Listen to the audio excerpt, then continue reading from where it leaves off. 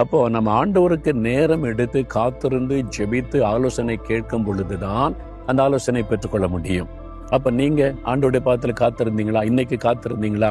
உங்க செய்ய போகிற காரியத்துக்கு ஆண்டவர் ஆலோசனை கொடுங்க நீ கேட்டீங்களா?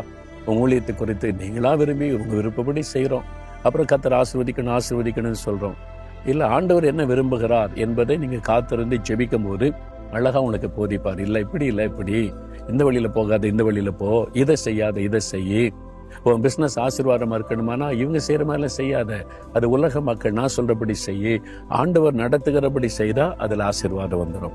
அப்ப நம்ம தோல்வியடைய, நஷ்டமடைய, இழைப்படைய, இது மாதிரி காரியத்துல ஸ்டக்காகி நிற்க காரணம் நம்ம சொந்த ஞானத்தை பயன்படுத்தி இவங்களையும் பார்த்து அவங்க கொடுக்குற சொல்ல ஆலோசனை, இவங்க சொல்ல ஆலோசனை கேட்டு நடந்ததுனாலதான் பிரச்சனை.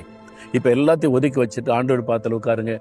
சில சமயம் மனிதர்களை கொண்டு நமக்கு போதிப்பார், அது கர்த்தரா கொண்டு வரணும், நீங்களா தேடக்கூடாது.